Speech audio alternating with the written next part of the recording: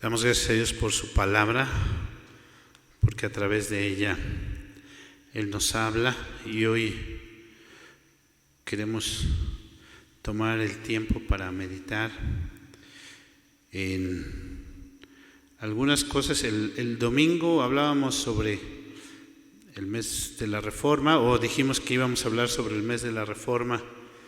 Hoy precisamente en muchos lugares se está descansando porque pues está celebrando a los muertos, ¿verdad?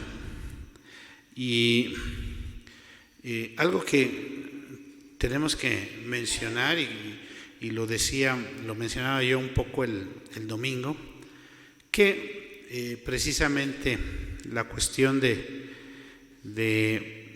las indulgencias y lo que pasa con pagar por el perdón de los pecados, no solo los pecados nuestros, sino muchas veces esto de las indulgencias tiene que ver principalmente con los pecados de los deudos de las personas finadas o las personas que ya habían partido. Entonces, esta parte es algo muy, muy importante, muy interesante, porque hoy día, precisamente como cristianos, nosotros celebramos la Reforma en estos días, y otros están celebrando a los muertos, ¿verdad? Y cuando planteamos el tema así como el estado del hombre después de la muerte, tengo que decir que el tema lo tomé literalmente del capítulo 32 de la Confesión de Fe de Westminster, que así se titula ese capítulo 32, el estado del hombre después de la muerte. Este texto que nos hizo un favor de leer nuestro hermano Suri, de Eclesiastés 12:7, pues habla claramente de ese estado. Pero, ¿qué es lo que pasa con el hombre después de que muere? A través de la historia tenemos que decir que las diferentes culturas se han hecho y han elaborado muchas doctrinas, porque a raíz de esa pregunta hay muchas creencias, muchas tradiciones. Incluso el hombre ha desarrollado muchas formas de pensamiento sobre lo que cree al respecto. ¿Qué es lo que pasa después de la muerte? Hay como esa incógnita, como qué es qué será, ¿no? Y repito, diferentes culturas y religiones exponen su forma de pensar, que si algunos creen en la reencarnación, que si algunos creen que se ha de descender a un lugar de los muertos como el Mictlán, el Seol, la tumba, o algunos creen en lo que se llama la aniquilación de las almas. Eso de la aniquilación de las almas quiere decir que morimos y ahí se acaba todo, ahí se terminó todo.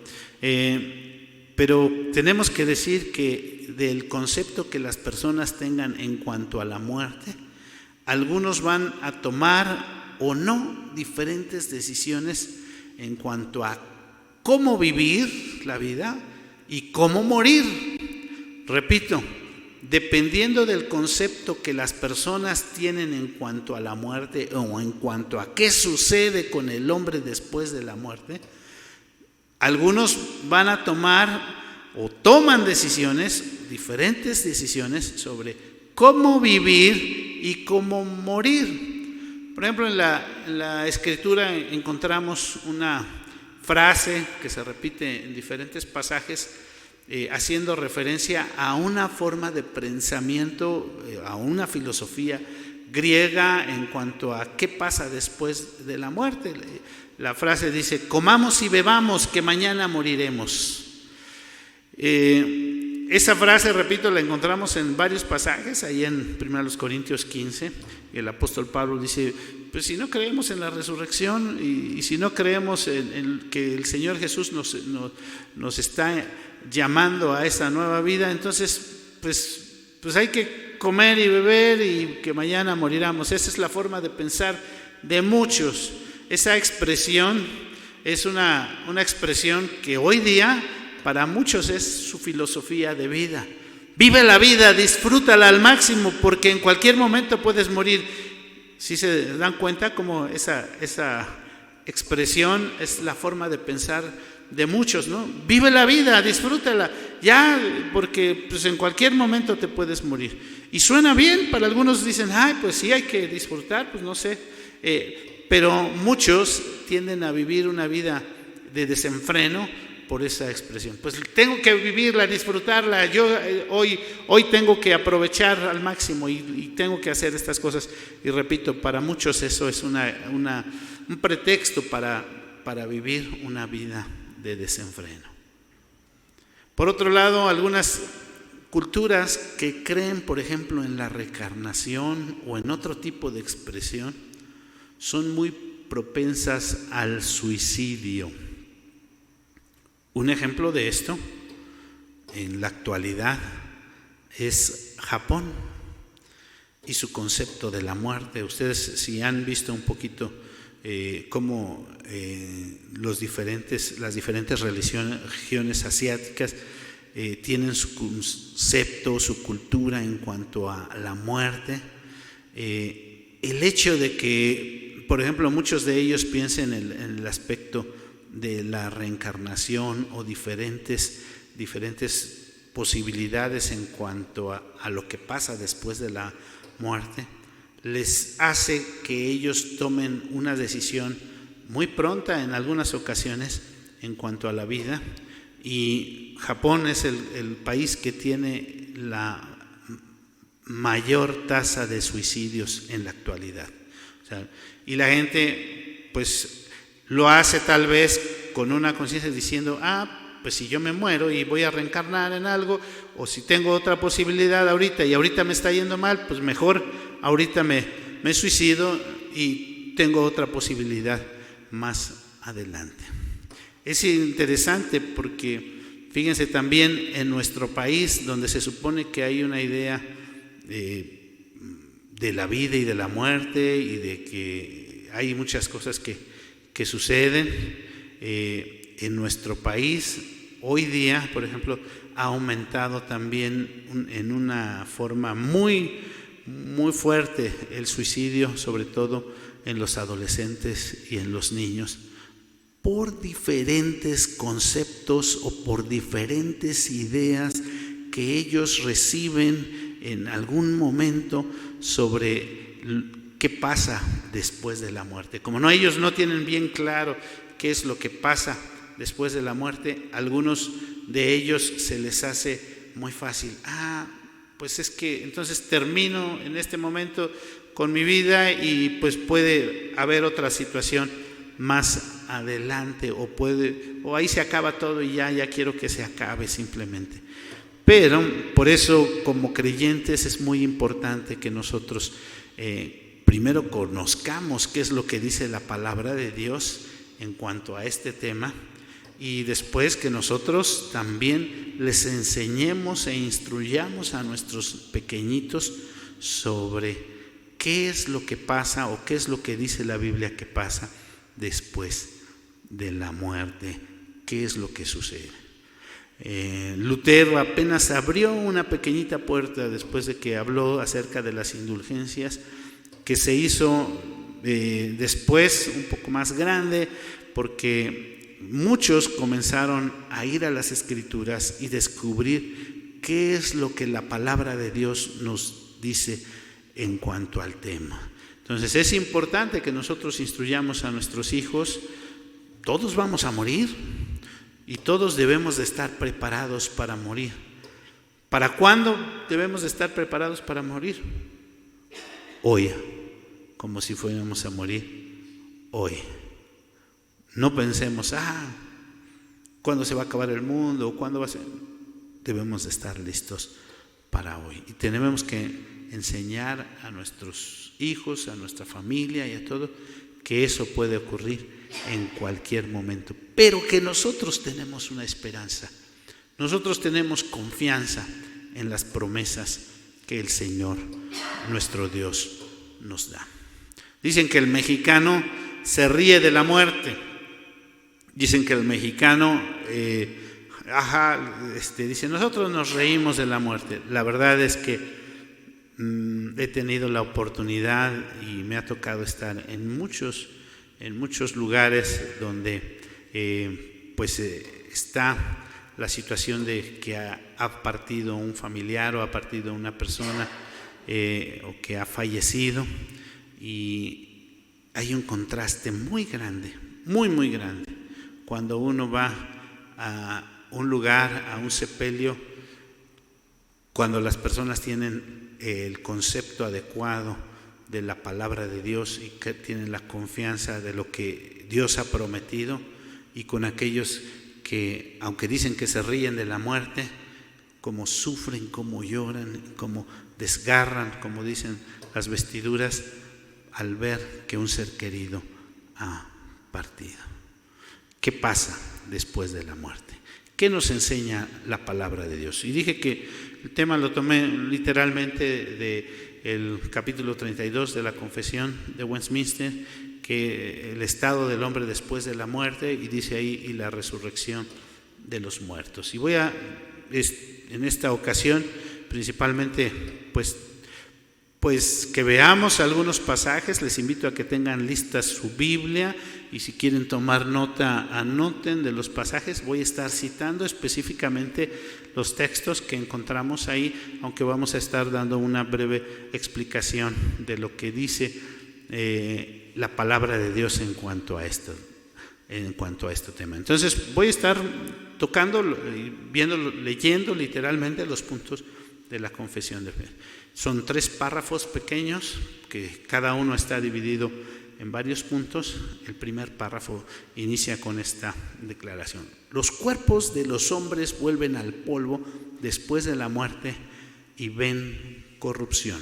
Repito, los cuerpos de los hombres vuelven al polvo después de la muerte y ven corrupción. ¿Qué quiere decir esto? Que cuando morimos, el cuerpo es sepultado, ya sea que sea en un féretro o en una fosa común, o que sea incinerado, o la Biblia habla incluso de los muertos que están en el mar. Se imaginan el grado de descomposición que puede haber ahí, pero la Biblia nos dice que el hombre es polvo, del polvo fue tomado y al polvo ha de volver. Génesis 3:19 dice: en aquel día que el hombre pecó y cuando Dios lo desecha del huerto del Edén, una de las expresiones es la siguiente. Génesis 3:19: con el sudor de tu rostro comerás y el pan hasta que vuelvas a la tierra, porque de ella fuiste tomado, pues polvo eres y al polvo volverás. ¿Qué pasa entonces con los cuerpos? El cuerpo va a volver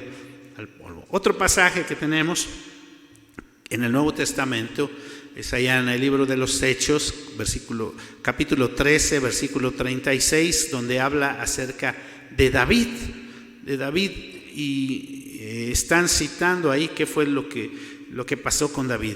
Dice este versículo 36 del capítulo 13 del libro de los Hechos: porque a la verdad David, habiendo servido a su propia generación, según la voluntad de Dios, durmió y fue reunido con sus padres y vio corrupción. ¿Qué es eso de vio corrupción?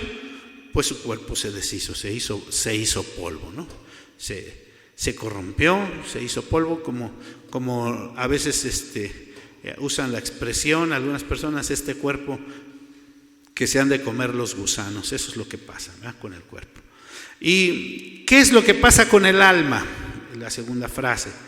Pero las almas de cada uno de nosotros, dice, que ni mueren ni duermen, teniendo una subsistencia inmortal, vuelven inmediatamente a Dios que las dio.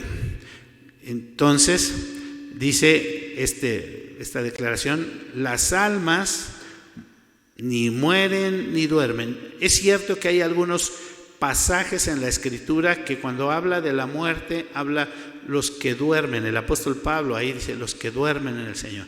Pero no es como la idea de que están ahí, se quedan dormiditos y no van a despertar hasta el día del juicio. No. Dice la Escritura, y la Escritura nos enseña claramente cómo las almas El cuerpo vuelve al polvo y las almas vuelven a Dios. Ya leyó mi hermano Suri el capítulo 12, versículo 7 de Eclesiastés, que dice, lo releo y lo voy a leer desde, el versículo 7 y el versículo 8 dice: y el polvo de la tierra, vuelve a la tierra como era, y el espíritu vuelve a Dios que lo dio. Vanidad de vanidades, dijo el predicador, todo es vanidad. O sea, el cuerpo vuelve a la tierra como era, y el espíritu vuelve a Dios, quien lo dio. Y otro pasaje es Lucas 23, me parece más bien que es 16:43, y dice de la siguiente forma, porque, sí es 23, Lucas 23, porque es el Señor Jesús hablando con este ladrón que estaba ahí con él, crucificado. Entonces, si es Lucas 23, dice: entonces Jesús le dijo, de cierto te digo que hoy estarás conmigo en el paraíso. Entonces, el cuerpo vuelve a la tierra y el alma vuelve a Dios, nada más que hay dos situaciones muy diferentes: las almas de los justos y las almas de los no justos, los que no son creyentes. Entonces, ¿qué pasa con las almas de los justos? Dice esta explicación que nos da la confesión: las almas de los justos, siendo entonces hechas perfectas en santidad, son recibidas en los más altos cielos, en donde contemplan la faz de Dios en luz y gloria, esperando la completa redención de sus cuerpos. Es decir, las almas va inmediatamente, dice que es hecha perfecta en santidad y son recibidas en los más altos cielos.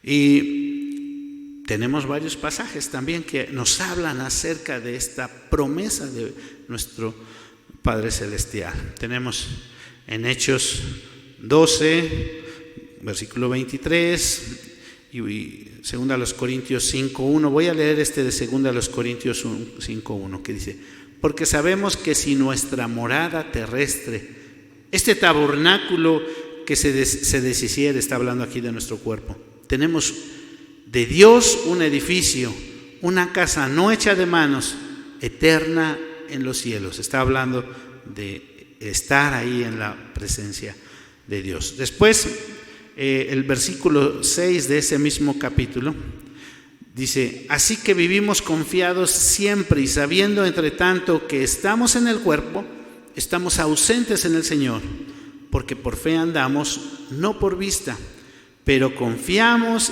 y más quisiéramos estar ausentes en el cuerpo y presentes en el Señor. Son pasajes bastante interesantes que nos hablan acerca de qué es lo que pasa entonces con el alma, después del alma de los creyentes, después de la muerte. ¿Qué pasa con las almas de los malvados o de los pecadores, de los impíos? Dice este librito, y dice la palabra de Dios, que es lo más importante. Dice: las almas de los malvados son arrojadas al infierno, en donde permanecen atormentadas y envueltas en densas tinieblas, en espera del juicio del gran día. Lucas 16, 23 y 24. El rico y Lázaro, y el rico que ya se encontraba en el Hades, en el infierno.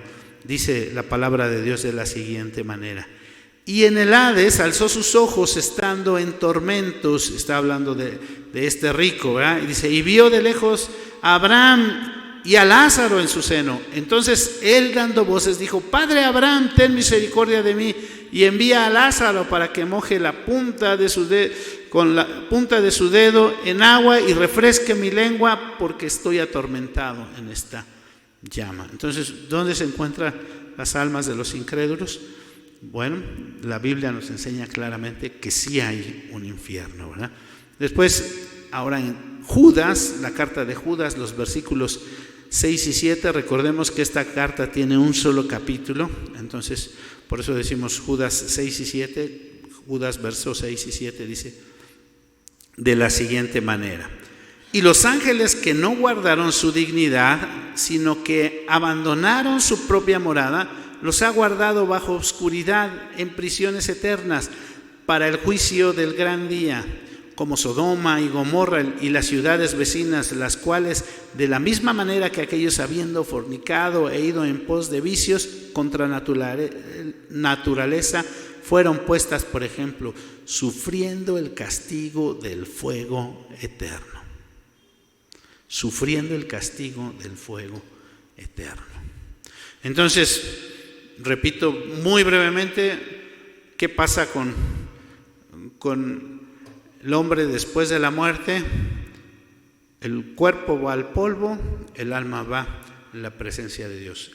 El alma de los justos son perfectas en santidad y ahí están en la presencia de Dios. Las almas de los incrédulos van al infierno y ahí estarán sufriendo el castigo eterno. Eso es lo que nos enseña la Biblia. Y algo muy importante: fuera de estos dos lugares para las almas que están separadas de sus cuerpos, es decir, cuando morimos, la Escritura no reconoce ningún otro lugar, tendríamos que decir. La Escritura no reconoce ningún otro lugar. En la Escritura no se menciona nada de ningún otro lugar. ¿Y de qué lugares podría hablarse? No hay purgatorio. La Biblia no habla nunca del purgatorio. La Biblia no habla nunca del limbo. Entonces, cuando se habla sobre las indulgencias para sacar a los seres queridos del purgatorio o a los niños del limbo, la Biblia no enseña nada al respecto. Hoy es muy común, y precisamente en estos días pues las personas están, y luego dicen, cuando recién acaba de partir la persona, el novenario, ¿para qué? Pues para sacar al alma del purgatorio. Y que al mes o que al año, que una misa, ¿para qué?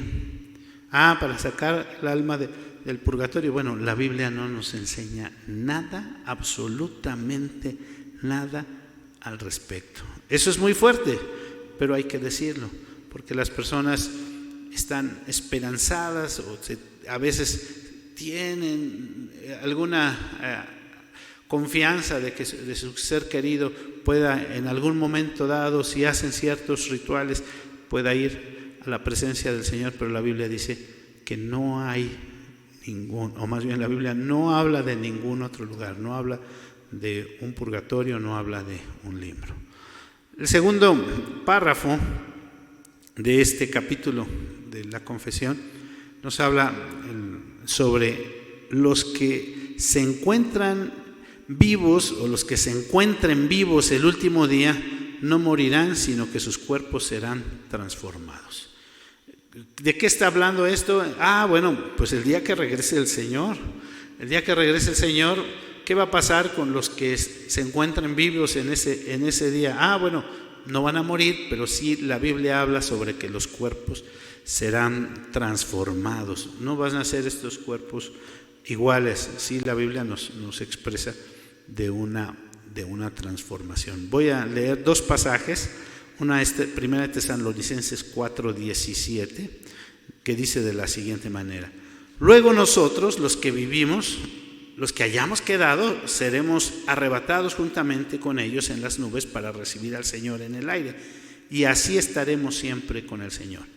Ahora leo primera a los Corintios, capítulo 15, versículo 51 y 52, dice: he aquí os digo un misterio, no todos dormiremos, pero todos seremos transformados. En un momento, en un abrir y cerrar de ojos, a la final trompeta, porque se tocará la trompeta y los muertos serán resucitados incorruptibles y nosotros seremos transformados. Todos los muertos serán resucitados con sus mismos cuerpos y no con otros, aunque los cuerpos van a ser con diferentes cualidades y estos serán unidos una vez más a su alma. Así nos lo enseña la Biblia. Fíjense, voy a leer otro pasaje, Job capítulo 19. Este pasaje es bien conocido. Bueno, a veces uno de estos versículos lo repetimos o lo escuchamos en algunas ocasiones. Dice: yo sé que mi Redentor vive y al final se levantará sobre el polvo.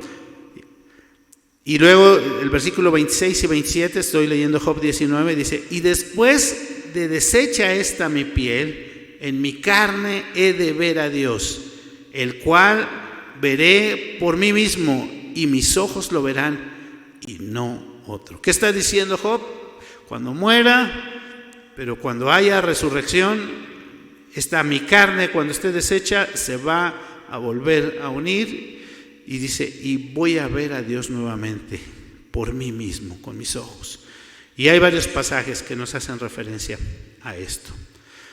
El tercer y último párrafo de este documento nos enseña que los cuerpos de los injustos por el poder de Cristo resucitarán para deshonra, y los cuerpos de los justos por el Espíritu para honra serán hechos entonces semejantes al cuerpo glorioso de Cristo. Así es lo que nos enseña la Escritura. Repito, los cuerpos de los injustos por el poder de Cristo resucitarán para deshonra, pero los cuerpos de los justos por su Espíritu para honra serán hechos entonces semejantes al cuerpo glorioso de Cristo. Vamos a ver algunos pasajes rápidamente.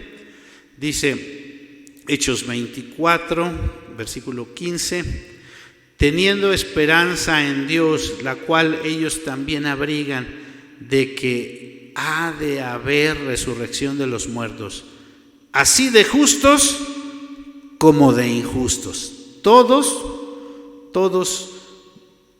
vamos a resucitar, justos e injustos. Esto contradice la doctrina de algunos grupos que se llama también la aniquilación de las almas, ya lo mencioné, porque algunos grupos creen que, bueno, los que resuciten para bien, para justicia, bueno, van a resucitar, pero otros dicen, y los injustos, esos, ahí se acabó la cosa, ahí no hay infierno, ¿no?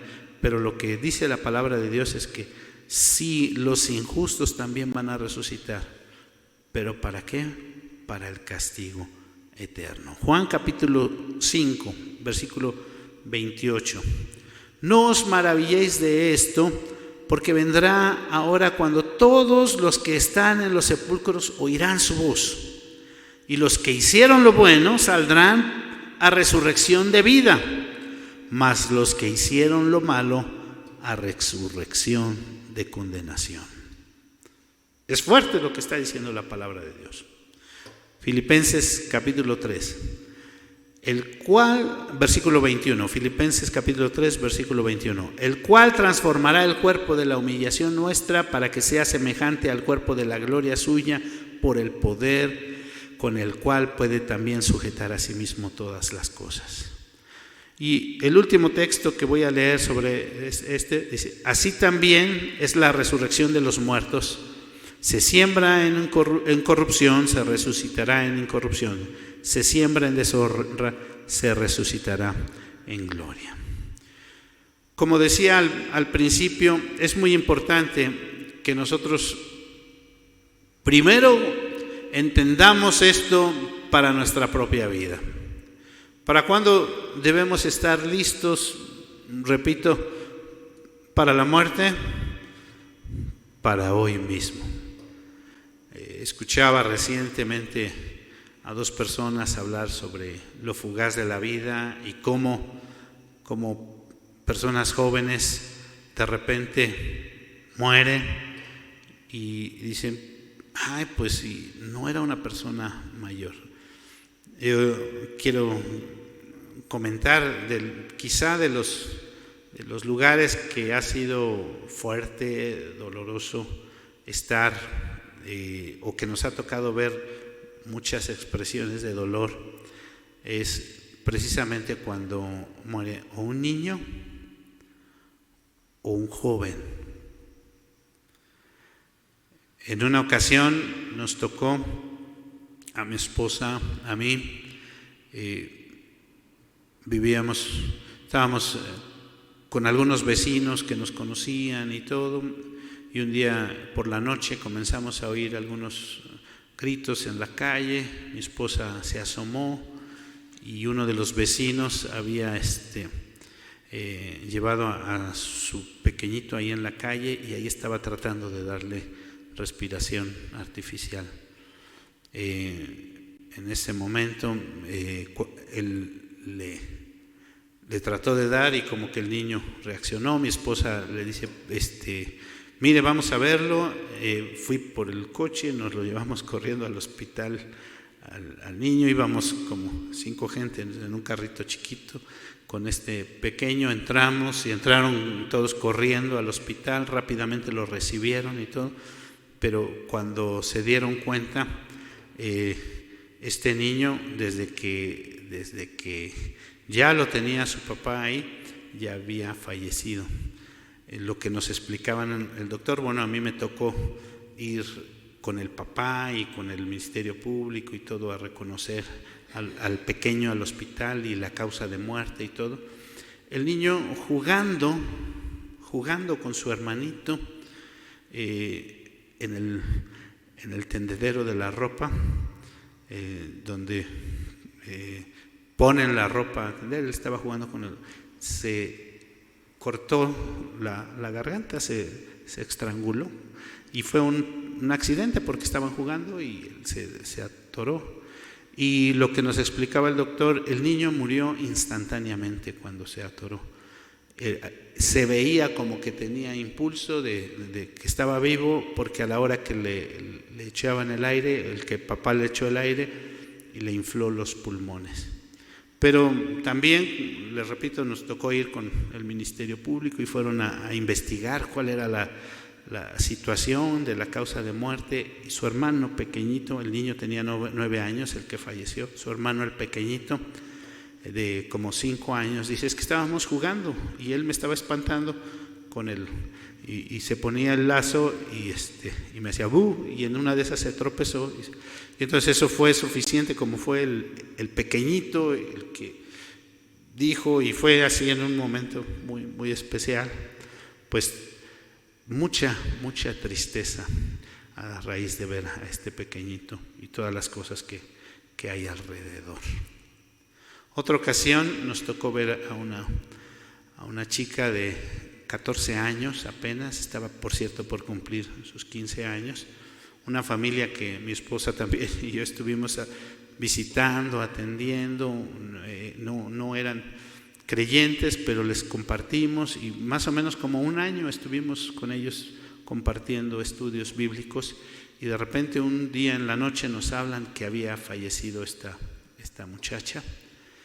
Y fuimos a atenderlos, a verlos, y cuando nos dimos cuenta, pues estuvimos ahí ya delante de casi toda la secundaria, porque estaba en la secundaria, ya en el momento de entregar el cuerpo al sepulcro, y compartiéndole la palabra de Dios, y Dios nos dio la oportunidad. ¡Qué dolor tan grande! Por un lado un pequeño, por otro lado esta jovencita. Qué dolor tan grande, pero qué esperanza también tan grande cuando estamos en el Señor.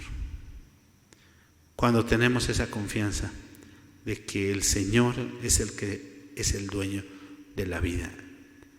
Dios es el que tiene el control de la vida y de la muerte. La muerte no la tiene bajo control Satanás. La muerte y el dueño de la vida, y así lo dice la Escritura, el que tiene contados nuestros días es Dios, nadie más. Y eso debe traer esperanza a nuestras vidas. Como creyentes, dice también otro libro, pero la palabra de Dios, ¿cuál es nuestra confianza en la vida como en la muerte? Jesús es nuestra confianza en la vida como en la muerte. ¿Por qué? Porque todo lo que aprendemos, todo lo que hemos estudiado, todo lo que hablamos acerca de la salvación por la fe, todo lo que hablamos de que el justo por la fe vivirá y que nos enseñan las Escrituras, es esa promesa de confianza, de seguridad, de que Dios está obrando y Dios está manifestando y Dios está haciendo las cosas. Gracias a Dios porque podemos estar tranquilos con esa confianza de que Dios está obrando en medio de las situaciones más difíciles, en medio de situaciones de muerte, en menos de situaciones que a nosotros muchas veces nos desgarran y nos hacen sentir tristeza y dolor. Pero cuando hablamos de la confianza, la certeza, la seguridad de que hay en una familia que conoce la palabra del Señor, podemos decir, qué gran diferencia saber que tenemos las promesas del Señor. Que cuando Él nos llama, vamos a la presencia del Señor. Siempre cito que recientemente falleció Billy Graham, ya estamos hablando como por el 2019, y cuando iba a morir, ya cerca de los 100 años, él dijo, de repente van a oír una noticia ahí en el periódico, porque en Estados Unidos es muy conocido, les van a decir que ya me morí. No les crean, decía Billy Graham. Nada más me cambié de casa, me fui a las moradas celestiales a vivir. No les crean que ya me morí, ya me fui a las moradas celestiales. En Dios confiamos, en Dios esperamos. Nuestra confianza está en el Dios de la vida, el Dios que es dueño de la vida. Él es el que gobierna sobre todas las cosas y Él es el que tiene nuestras vidas en sus manos. Y a Él le damos gracias por su gran amor, porque sabemos, nuestros seres queridos y los que han depositado su fe en el Señor, sabemos que están en las moradas celestiales. Vamos a orar y vamos a darle gracias a Dios por las promesas que tenemos en su palabra. Señor, cuántas gracias te damos por tu gran amor, tu bondad, tu misericordia. Gracias por todas las cosas que tú obras y que nos das esa confianza, Señor, de que tú eres el Dios de la vida, que gobiernas, que reinas, que tienes el control. En ti confiamos, en ti esperamos, te alabamos, te damos la honra y la gloria. Gracias por tu gran amor, gracias por tus promesas, gracias porque podemos confiar grandemente en lo que tú estás haciendo cada día, cada momento. Te alabamos, te exaltamos por tu gran amor, tu bondad, tu fidelidad. En Cristo Jesús. Amén.